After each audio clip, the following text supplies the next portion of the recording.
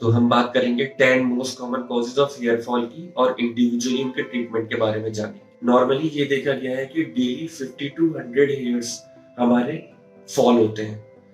अगर ये काउंट 100 से ज़्यादा हो जाता है, यानी अगर डेली हमारे 100 से ज़्यादा बाल गिरते हैं, तो हम इसे हेयर फॉल बोलते हैं या मेडिकल टर्म्स में इसे एलोपेशिया भी बोलते हैं। तो सबसे common cause of hair loss होता है हेरिडिटरी हेयर लॉस या जेनेटिक हेयर लॉस, जिसे हम मेल्स में कहते हैं मेल पैटर्न बॉल्डनेस और फीमेल्स में कहते हैं फीमेल पैटर्न बॉल्डनेस। तो जो मेल पैटर्न बॉल्डनेस होता है उसमें जो हमारी फ्रंटल हेयर लाइन होती है वो रिसीड करने लगती है, वो पीछे जाने लगती है और हमारे सेंटर पोर्शन ऑफ स्कैल्प, जिसे हम क्राउन एरिया बोलते हैं, इसमें एक बॉल्ड स्पॉट बन जाता है। तो फीमेल्स में जो सेंटर पार्ट ऑफ स्कैल्प होता है वो थिन होने लगता है, हेयर की थिनिंग होने लगती है और वाइडनिंग होने लगती है। हमारा जो सर होता है वो चौड़ा होने लगता है। अगर ट्रीटमेंट की बात करें तो दोनों केस में ट्रीटमेंट पॉसिबल है।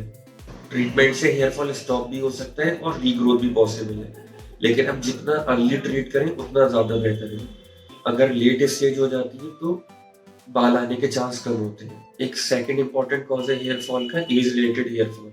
तो जैसे जैसे एज हमारी बढ़ने लगती है वैसे वैसे हमारी हेयर ग्रोथ स्लो होने लगती है, जो हेयर का कलर होता है वो लाइट होने लगता है और हेयर थिन होने लगते हैं। तो इस केस में भी अगर हम जितना ट्रीटमेंट अर्ली स्टार्ट करें उतना बेहतर होता है। हमारे बाल रुक भी सकते हैं और रीग्रोथ भी हो सकती है। एक third common cause hair fall का होता है एलोपेशिया एरियाटा। एलोपेशिया एरियाटा एक ऑटोइम्यून डिजीज है जिसमें सर्कुलर बॉल्ड पैचेस बन जाते हैं हमारे स्कैल्प पर, हमारे आईब्रोज पर, हमारे बियर्ड पर और बॉडी हेयर्स भी इन्वॉल्व हो सकते हैं। तो अगर ट्रीटमेंट की बात करें इस कंडीशन में तो हेयर रीग्रोथ पॉसिबल है। तो इस कंडीशन में अपने आप भी हेयर रीग्रो कर सकते हैं, लेकिन अगर अपने आप हेयर रीग्रो नहीं होते और कुछ महीने निकल जाते हैं तो फिर ट्रीटमेंट से हेयर रीग्रो हो जाते हैं। एक फोर्थ कॉज है हेयर फॉल का कैंसर ट्रीटमेंट के बाद। किसी की कीमोथेरेपी चलती है या रेडियोथेरेपी चलती है तो ये देखा गया है कि कुछ हफ्तों में ही सारे बाल झड़ जाते हैं, लेकिन जब कीमोथेरेपी या रेडियोथेरेपी बंद होती है तो कुछ महीनों में ये बाल लौट कर भी आ जाते हैं। लेकिन अगर कोई चाहता है कि बाल जल्दी रीग्रोथ हो जाए तो मेडिसिन से ये पॉसिबल है। फिफ्थ कॉज है हेयर फॉल का टीलोजिन एफ्लूवियम। तो टीलोजिन एफ्लूवियम एक ऐसी मेडिकल कंडीशन है जो कई वजह से होती है, जैसे फीवर के बाद, जैसे टाइफॉइड, डेंगू, मलेरिया, या किसी मेजर ऑपरेशन के बाद या मेजर इलनेस के बाद, या फीमेल्स में डिलीवरी के बाद भी ये होती है। इन सब वजह के 2-3 महीने बाद रैपिडली हेयर फॉल होने लगता है और इस रैपिड हेयर फॉल को हम टीलोजिन एफ्लूवियम बोलते हैं। तो ये देखा गया है कि कुछ महीनों के बाद ये हेयर फॉल रुक भी जाता है, लेकिन अगर किसी को बहुत स्ट्रेस होता है या किसी को लगता है कि अब हेयर फॉल बहुत ज्यादा हो रहा है और कई महीने गुजर गए हेयर फॉल नहीं रुक रहा, तो फिर मेडिकल ट्रीटमेंट से भी हेयर फॉल रुक जाता है। अब बात करते हैं सिक्स कॉज की। तो सिक्स कॉज है हेयर फॉल का केमिकल प्रोसीजर्स जो हेयर पर होते हैं। कुछ हेयर प्रोसीजर्स होते हैं जिससे हेयर फॉल होता है, जैसे स्ट्रेटनिंग, स्मूथनिंग, केराटिन ट्रीटमेंट या केमिकल प्रोसीजर्स ऑफ हेयर। तो इन हेयर प्रोसीजर से क्या होता है कि हमारे हेयर शाफ्ट, हेयर स्ट्रैंड्स हमारे वीक हो जाते हैं, डैमेज हो जाते हैं और हेयर फॉल होने लगता है। तो अगर किसी को हेयर फॉल इन प्रोसीजर्स के बाद होता है तो उसे नेक्स्ट टाइम ये प्रोसीजर्स नहीं कराने हैं, जल्दी से जल्दी डर्मेटोलॉजिस्ट को दिखाना है। नेक्स्ट कॉज की बात करते हैं, यानी कि सेवेंथ कॉज है ट्रेशनल एलोपेशिया। ट्रेशनल एलोपेशिया मोस्टली फीमेल्स में देखी जाती है जिनका हेयर स्टाइल ऐसा होता है जिससे उनके आगे के बालों में खिंचाव पड़ता है।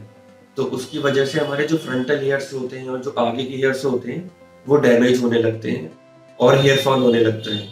तो ट्रेशनल एलोपेशिया मोस्टली फीमेल्स में देखा जाता है, उन फीमेल्स में जिनका हेयर स्टाइल इस तरीके का होता है जिससे आगे के हेयर्स में खिंचाव पड़ता है। तो आगे के बाल ग्रेजुअली वीक होने लगते हैं और अल्टीमेटली फॉल ऑफ हो जाते हैं। तो इसके ट्रीटमेंट में हमें बताना होता है कि हेयर स्टाइल ऐसा नहीं रखना जिससे आगे के बालों में ज्यादा खिंचाव पड़े या ज्यादा प्रेशर पड़े, क्योंकि अगर एक बार हेयर रूट्स परमानेंटली डैमेज हो जाती है तो फिर उसके रिवर्स होने के चांस नहीं होते। नेक्स्ट कॉज है हेयर फॉल का पीसीओएस। ये कंडीशन फीमेल्स में देखी जाती है और एक ये हार्मोनल कंडीशन है। तो इस कंडीशन में हमें हेयर फॉल के साथ साथ एक्ने के फीचर भी मिलते हैं और अनवांटेड हेयर्स या हिर्सुटिज्म के भी फीचर्स मिलते हैं।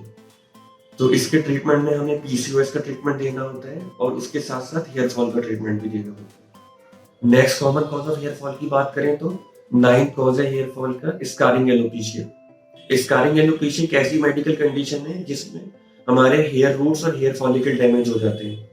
तो जब हेयर फॉलिकल और हेयर रूट्स डैमेज हो जाते हैं तो फिर किसी मेडिकल ट्रीटमेंट से ये हेयर रीग्रोथ पॉसिबल नहीं है। तो सिर्फ एक ही ट्रीटमेंट से हेयर्स आ सकते हैं, वो है हेयर ट्रांसप्लांट। तो स्कारिंग एलोपेशिया में सिर्फ हेयर ट्रांसप्लांट से ही बाल आ सकते हैं और किसी भी ट्रीटमेंट से बाल नहीं आ सकते। तो 10 कॉमन कॉज है हेयर फॉल का विटामिन डेफिशिएंसीज। कुछ विटामिन होते हैं जैसे बायोटिन, जिंक, आयरन, इनकी कमी से हेयर फॉल देखा गया है। तो अगर कोई पेशेंट हमारे पास हेयर फॉल का आता है तो हम मोस्टली हेयर सप्लीमेंट्स ऐड कर देते हैं, अगर उसकी कोई विटामिन डेफिशिएंसी हो तो वो पूरी हो जाए और हेयर फॉल रुक जाए।